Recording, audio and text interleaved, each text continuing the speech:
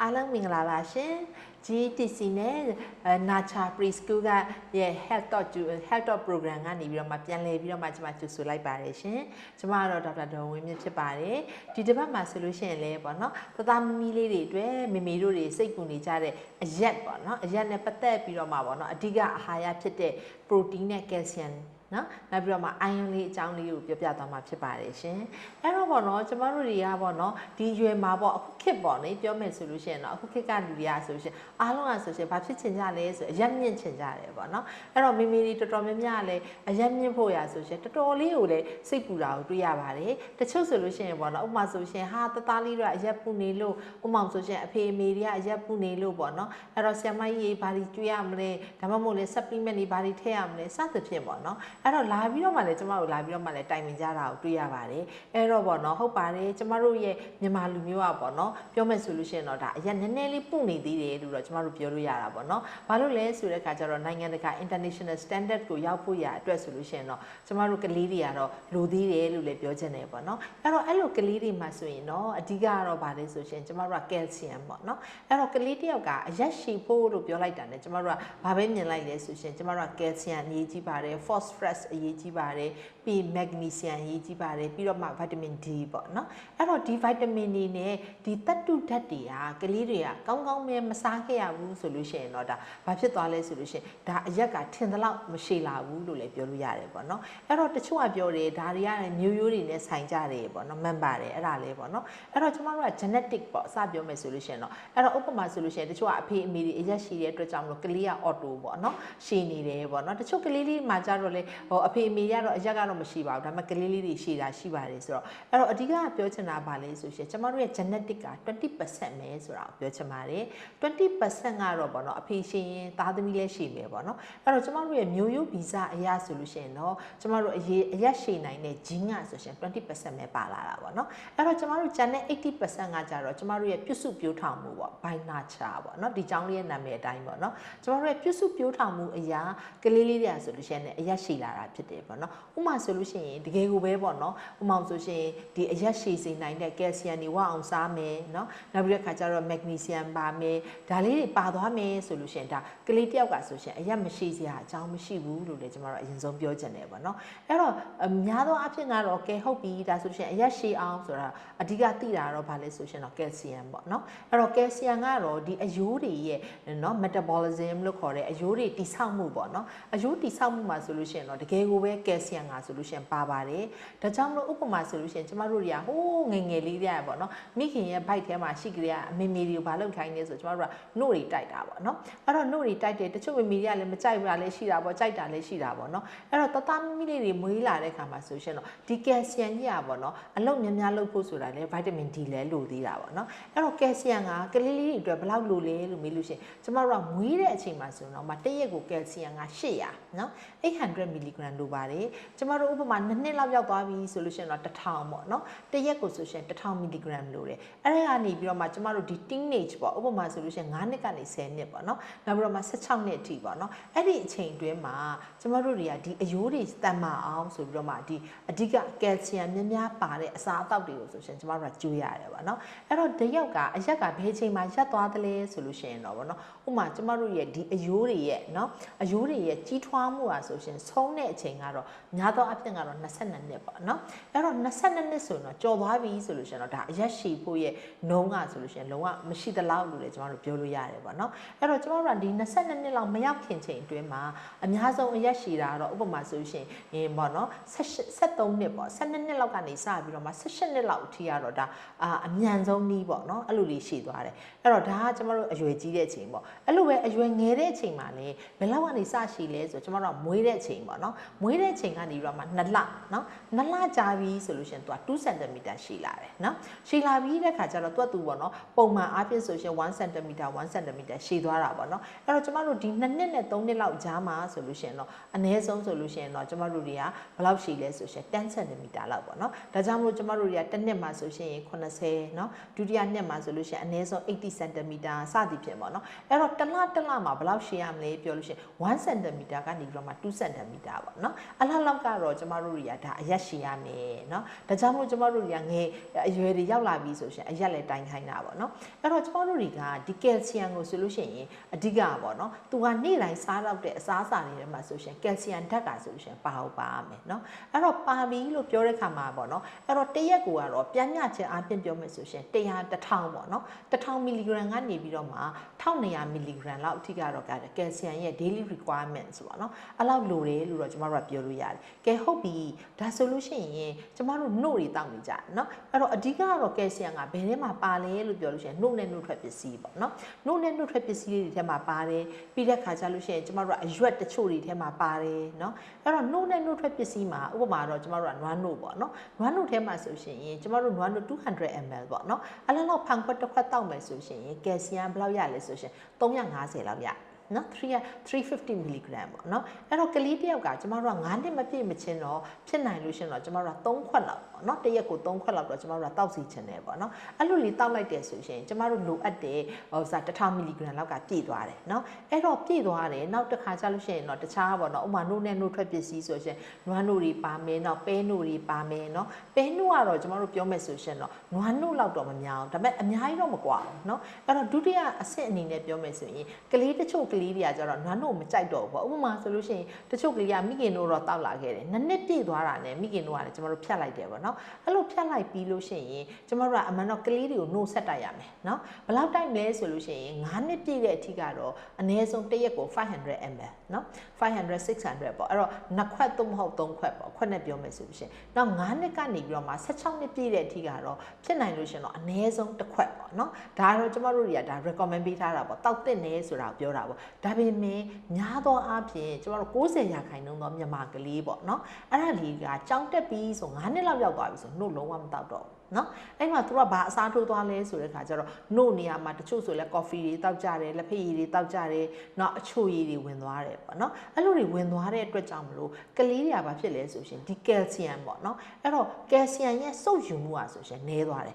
အဲ့တော့9နှစ်ပြည့်သွားတဲ့ချိန်မှာကျမတို့တွေကနှုတ်ဆက်တောက်ပါလို့ပြောတော့ညာလဲတချို့ကလေးကနံပါတ်1နှုတ်ရက်သွားတယ်နော်နှုတ်မတောက်တာလည်းရှိတယ်တချို့ကလေးကနှုတ်ဆက်တောက်တယ်ဒါပေမဲ့သူတို့ကဘာနဲ့ရောတောက်လဲဆိုရှင်ကျမတို့ကနှုတ်ဥပမာ2ခွက်3မဟုတ်1ခွက်တော့အနည်းဆုံးတောက်မယ်ဒါပေမဲ့အဲ့ချိန်မှာဘာတောက်သွားတယ်လဲဆိုဥပမာကဖင်းပါတဲ့ဟာမျိုးတွေနော်ဥပမာကော်ဖီတောက်တာမျိုးတို့လက်ဖက်ရည်တောက်တာမျိုးတို့နောက်တစ်ခါကျတော့အဲ့ထက်ဆိုးတာအချိုရည်တွေပေါ့နော်ဥပမာကိုကာကိုလာတို့လိုမျိုးပေါ့နော်အဲ့လိုကဖင်းပါတဲ့အချိုရည်တွေကိုသွားတောက်လိုက်တဲ့အခါမှာဆိုရင်ကျမတို့ရဲ့အစာအိမ်ဦးလမ်းကြောင်းထဲမှာရှိတဲ့ဒီကယ်လ်ဆီယမ်ကိုစုပ်ယူမှုကသွားပြီးတော့မှဖြတ်ပလိုက်တယ်နော်အဲ့တော့ဥပမာဒီကလေးတယောက်ကနွားနှုတ်ကတော့တောက်နေတာပဲเนาะဒါပေမဲ့နွားနှုတ်နဲ့အတူသူကအချိုရည်တွေတောက်နေတယ်ကော်ဖီတွေတောက်နေတယ်ဆိုရင်ဒီကော်ဖီနဲ့အချိုရည်တွေမှာပါတဲ့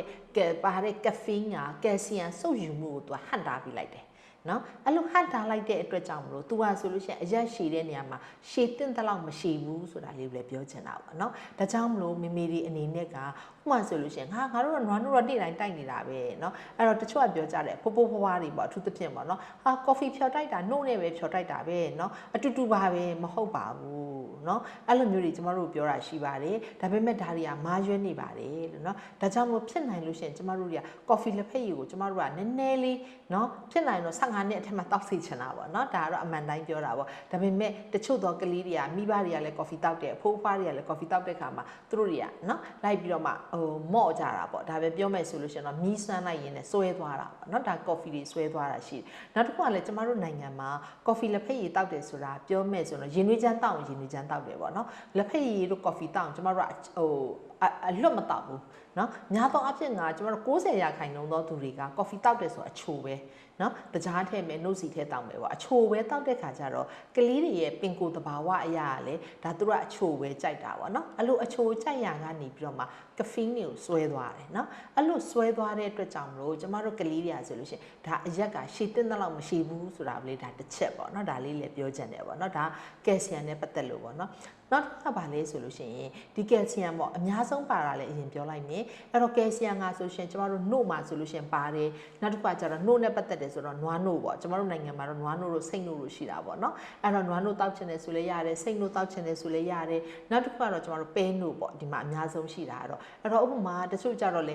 ဟိုတက်လို့စားတယ်ပေါ့နော်တက်လို့စားတယ်မိဘကနေပြီးတော့မှဆင်းသက်တဲ့ခါကျတော့လေဥပမာဆိုလို့ရှိရင်နွားနှုတ်ဆိုတချို့ကမတောက်ကြဘူးပေါ့နော်အဲ့လိုမတောက်တဲ့ကလေးတွေမှာဆိုလို့ရှိရင်တော့ကျမတို့ကပဲနှုတ်တိုက်တယ်ပေါ့နော်အဲ့တော့ပဲနှုတ်မှာလည်းကယ်လ်ဆီယမ်ပါလားဆိုပါပါတယ်နော်ဥပမာဆိုလို့ရှိရင်တချို့ပဲနှုတ်တွေက140မီလီဂရမ်လောက်ပါတယ်တစ်ခွက်မှာဆိုရင်ပေါ့နော်နွားနှုတ်ကတော့350ကယ်လ်ဆီယမ်လောက်ပါတယ်တချို့ပဲနှုတ်တွေမှာတော့140နဲ့200ပေါ့ကျွန်မကြည့်လောက်တစ်လောက်ကတော့နော်200မီလီဂရမ်လောက်ပါတယ်ဒါပေမဲ့တချို့တော့ပဲနှုတ်တွေကသူတို့ကယ်လ်ဆီယမ်ထပ်ပြီးတော့45လောက်လိုက်တယ်နော်နွားနှုတ်ကတော့များတော့ပြသဘာဝအတိုင်းကကယ်လ်ဆီယမ်များတယ်ဒါပေမဲ့တချို့ပဲနှုတ်တွေကိုလည်းသူကကျွန်တော်တို့အဲ့ဒီဟာထပ်ပြီးထည့်တယ်ဆိုတော့45လို့ခေါ်တယ်စကားလုံးကနော်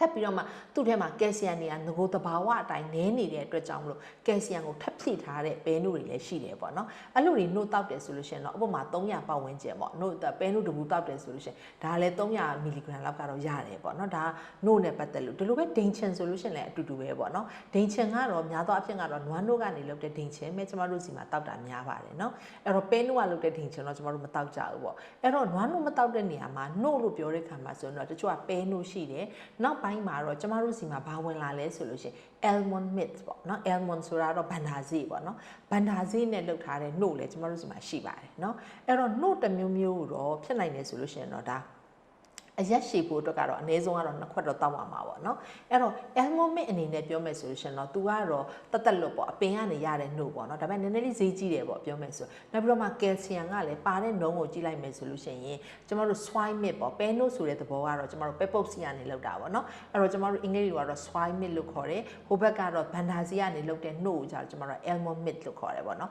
်အဲ့နှစ်ခုရှင်လိုက်တဲ့အခါမှာဆိုတော့များသောအားဖြင့်တော့ almond ကတော့နည်းတယ်ပေါ့ဒါပေမဲ့အဲ့လိုပဲတချို့ကြတော့လေဒီ almond meat ထဲမှာကယ်လ်ဆီယမ်နေတဲ့အတွက်ကြောင့်ဆိုထပ်ဖြည့်တယ်ပေါ့နော်45လောက်တယ်လို့ခေါ်ပါတယ်အဲ့လို45လောက်တယ်ဆိုလို့ရှိရင်လည်းဒါ almond ပေါ့ဘာလို့ဒီနှုတ်လေးအကြောင်းပြောတာလဲဆိုရင်တချို့ကလေးတွေကကျတော့မစ်အလာဂျီရှိနော်နှုတ်အလာကြီးရှိတယ်ဆိုရှင်နွားနှုတ်နဲ့လုံးဝမတည့်တဲ့ကလေးလေးတွေရှိတယ်ပေါ့နော်အဲ့လိုကလေးလေးတွေမှာမိဘတွေကများသောအားဖြင့်သူအလာကြီးရှိတဲ့အတွက်ကြောင့်လို့သူကနှုတ်လုံးဝမတိုက်တော့ဘူးနော်ဒါပေမဲ့ကျမဆိုလိုတဲ့သဘောကကလေးလေးတွေကဆိုအရက်မြင့်ဖို့လိုတဲ့အတွက်ကြောင့်လို့နွားနှုတ်နဲ့သူမတည့်ခဲ့ဘူးဆိုခဲ့ရင်ပဲနှုတ်ပဲဖြစ်ဖြစ်နော်ဒီဘန်ဒါဈေးရလုပ်တဲ့နှုတ်ပဲဖြစ်ဖြစ်ပေါ့နှုတ်တစ်ခုကတော့အနည်းဆုံးတိုက်စီချင်တယ်ဆိုတာလေးကိုကျမပြောချင်တာပေါ့နော်အဲ့လိုလေးရဆိုရှင်တော့ဒါတိုက်သက်နေဆိုတာကိုပြောပါတယ်နောက်တစ်ခုကတော့ပေါ့နော်ကဲဟုတ်ပြီဒါဆိုလို့ရှိရင်တော့ပေါ့နော်ကျမတို့နွားနှုတ်ပဲဖြစ်ဖြစ်ဟိုပဲနှုတ်ပဲဖြစ်ဖြစ်ကျမတို့ကတိုက်ကြတယ်နော်အဲ့တော့ခန္ဓာကိုယ်ထဲမှာကယ်လ်ဆီယမ်တွေရတယ်ပေါ့ဒါပေမဲ့တခါတလေကျတော့တိုက်ရဲ့သားနဲ့ဘာလို့မရတယ်လဲဆိုတဲ့အချက်လည်းရှိသေးတာပေါ့နော်အဲ့ဒါကဘာကြောင့်လဲဆိုဗိုက်တာမင် D ပါနော်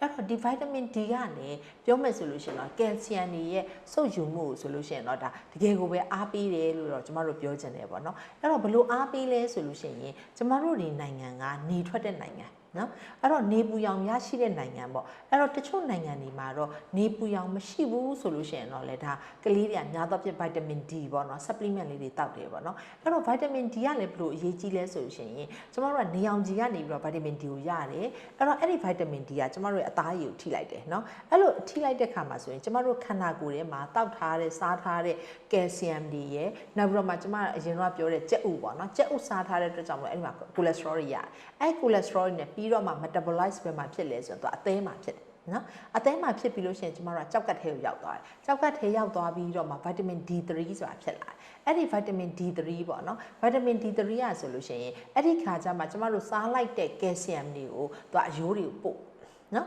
အယိုးတွေကိုပို့လိုက်တယ်အဲ့ဒီခါကျမှသာလည်းမယ်အယိုးတွေကဆိုလို့ရှိရင် develop ဖြစ်ပြီးတော့မှအယိုးတွေကရှည်လာတာပေါ့နော်ဒါကြောင့်မလို့ကျမတို့ရဲ့ကလေးတွေကိုဆိုရှင်သတိထားပြရမှာ vitamin D ရလည်းမရှိခဲ့ဘူးဆိုရှင်နှုတ်ဘလောက်ပဲတတ်နော်နှုတ်ထဲမှာသဘာဝအားဖြင့်ကတော့ vitamin D ကနည်းနည်းလေးပဲပါတယ်နော်ဥပမာဆိုငါးသီးထဲမှာဆိုလဲဗိုက်တာမင် D ပါတယ်နှုတ်ထဲမှာဆိုလဲဗိုက်တာမင် D နှုတ်နဲ့နှုတ်ထွက်ပစ္စည်းပေါ့နော်အဲ့ထဲမှာလဲဗိုက်တာမင် D ပါတယ်ဒါပေမဲ့ तू ကနည်းတယ်ဥပမာနောက်ဆာလမွန်ငါးတို့ထဲမှာဆိုရှင်လဲဗိုက်တာမင် D ပါတယ်ပေါ့နော်အဲ့တော့ငါးသီးလေးတွေကြော်စားတာမျိုးလို့နော်နောက်ပြီးတော့မှဆာလမွန်ငါးတို့စားတာမျိုးတော့ဗိုက်တာမင် D ရတယ်ဒါပေမဲ့ကျွန်တော်တို့ကအဓိက main ကတော့ဘေးရပဲရတယ်ဆိုနေအောင်ကြည့်ရပဲရတယ်နော်ဒါကြောင့်မလို့ကလေးလေးတွေကိုဆိုရှင်ကျွန်တော်တို့ကဥပမာ6လကြော်လာပြီဆိုလို့ရှင်ကျွန်တော်တို့ ਨੇ ဖြည့်ဆွတ်စာစပြီဆိုကျွန်မအရင်ဆုံးကလေးတွေကိုနေဘူးလန်းခိုင်းတယ်နော်အဲ့တော့ဒီနေအောင်ကြည့်ကကျွန်တော်တို့ နိုင်ငံမှာတော့ဒါနေနဲ့ equator နဲ့နီးတယ်ပေါ့ပြောမယ်ဆိုတော့ equator နဲ့နီးတဲ့နိုင်ငံဖြစ်တဲ့အတွက်ကြောင့်ကျမတို့ကအစောကြီးဆိုရင်နေထွက်တယ်နော်မနေ့6နာရီ9နာရီဆိုနေထွက်တယ်ပြီးတဲ့အခါကျလို့ရှိရင်တော့ဒါနေရတဖြည်းဖြည်းပူသွားတာပေါ့နော်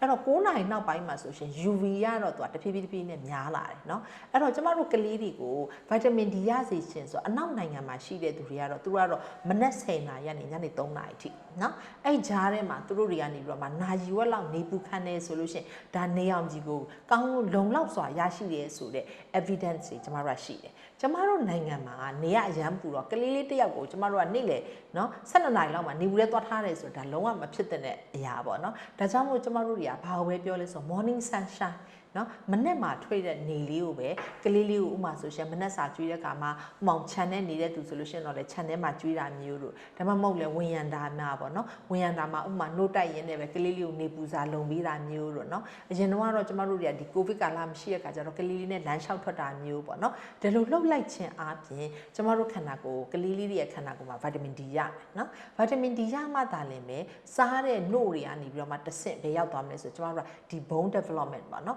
အရက်ရှည်တာလေးတွေဆိုရှင်ကျမတို့ကဖြစ်ပါမယ်လို့เนาะဒါကြောင့်မလို့မေမေတွေအနေနဲ့အဓိကပြောရမှာပါလဲဆိုရှင်ကိုကတော့ကျမတို့တွေကအခု note တိုက်ဆိုတာတော့တော်တော်များသိသွားပြီပေါ့เนาะ note တွေအရင်တိုက်ကြတယ်တိုက်ပြီလေတိုက်နေကြပါတယ်ဒါပေမဲ့အရက်ကရှည်တင်းတဲ့လောက်မရှိဘူးဆိုတဲ့ခါကျတော့အဲ့တော့ကိုကျွေးတဲ့အစားအစာတွေကမှန်ရဲ့လားဆိုတာလည်းစဉ်းစားရမယ်ပြီးတဲ့ခါကျတော့ vitamin D ရောရရဲ့လားဆိုတာလည်းကျမတို့ကကြည့်တယ်ပေါ့เนาะအဲ့တော့အကယ်၍ကလေးက vitamin D မရခဲ့ဘူးဆိုလို့ရှင်တော့ဒါတော့ကျမတို့လွယ်တယ်ပေါ့เนาะ vitamin D supplement တွေခုရှိတယ်ပေါ့เนาะကလေးဆိုလည်းအရေတို့အလုံးတို့ပေါ့နော်ဒါတော့သူ့အရွယ်နဲ့သူပေါ့ဥမာငယ်လေးရဲ့အရွယ်ဆိုလို့ရှိရင်ကျမတို့တွေကဟာမှာ100ပေါ့နော် international unit ပဲလိုတယ်ဥမာ9နှစ်ကနေ17နှစ်လောက်ထိဆိုလို့ရှိရင်တော့400 international unit ပေါ့နော်စသဖြင့်ပေါ့ဒါကတော့ကျမတို့ဆရာဝန်တွေသိပြီးသားဆိုတော့ဘာတော့ဘယ်လောက် dose ပေါ့နော်အဲ့လောက်ဘယ်လောက်တောက်ရမလဲဆိုတာတော့ကျမတို့ ਨੇ ဒါကတော့ consult လုပ်ရတယ်ပေါ့နော်အဲ့တော့မေမေတွေသိထားဖို့ရာကအဓိက vitamin D ရှိမှသာလင်ပဲကျမတို့ရဲ့ calcium ကဆိုရှင်အလုံးလုံးနိုင်တယ်ဆိုတာလေဒါသိစေချင်တယ်ပေါ့အဲ့ဒါမှသာလင်ပဲကလေးလေးတွေကဆိုရှင်အရက်ရှည်မှာပေါ့နော်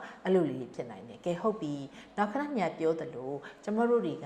ကနို့ကနေပြီးတော့မှလည်းကယ်ဆီယမ်အများဆုံးရတယ်နော်ကဲဟုတ်ပြီတခြားနေရာကရောဘယ်ရမလဲဆိုလို့ရှင်ကျမတို့ကအဓိကဘယ်မှာကြံသေးလဲဆိုရှင်အသီးရွက်တွေထဲကနေလည်းရပါတယ်နော်ဥပမာအသီးရွက်တွေထဲမှာဆိုရှင်အထူးသဖြင့်ကျမတို့ကညွတ်ကနေရတယ်နောက်ပြီးတော့ mushroom လို့ခေါ်တဲ့မိုးပေါ့နော်အဲ့ဒီမိုးကနေမှကယ်ဆီယမ်တွေပါတယ်ပြီးတော့ broccoli ခေါ်တဲ့နော်ကျမတို့ပန်းစိမ်းမှာတော့နည်းပါတယ်နော်အဲ့ဒီထဲမှာတော့ကယ်ဆီယမ်နည်းတယ်ပေါ့နော်နောက်ပြီးတော့မှပဲတွေထဲမှာလည်းကယ်ဆီယမ်နည်းငယ်ပေါ့ပါတယ်ပေါ့နော်အဲ့တော့ဥပမာဆိုရှင်ဒါကြောင့်မို့အသီးရွက်အစိမ်းလေးတွေဆိုရှင်လည်းကျမတို့ကကလေးလေးတွေကိုအစကလေးရပေါ့နော်ကျင့်လာတဲ့ခါမှာဆိုရှင်အနည်းဆုံး3နှစ်လောက်ရောက်ပြီဆိုရှင်အနည်းဆုံးတစ်စွန်းကတော့စားရမယ်နော်9နှစ်လောက်ရောက်သွားပြီဆိုရှင်အနည်းဆုံးထမင်းစားစွန်း2စွန်းပေါ့နော်တဖြည်းဖြည်းနဲ့ကြီးသွားတော့ကျမတို့က3စွန်း4စွန်းပေါ့နော်အလောက်လောက်ထိတက်သွားတယ်ဆိုတော့ငယ်ငယ်လေးကလေးကအရွက်စားတဲ့အကျင့်ကိုကျင့်ထားပြီးခဲ့တယ်ဆိုရှင်ကျမတို့ကယ်ဆီယမ်အနည်းငယ်ရမယ်အရွက်စိမ်းကတော့များသောအားဖြင့်မက်ဂနီဆီယမ်နော်မက်ဂနီဆီယမ်လည်းရတယ်ဆိုလို့ရှိရင်ကျမတို့ဒီအယိုးတွေရဲ့တိဆောက်မှုတော့အယိုးတွေရဲ့ကြီးထွားမှုကကြတော့ကယ်ဆီယမ်လည်းလိုအပ်တယ်မက်ဂနီဆီယမ်လည်းလိုအပ်တယ်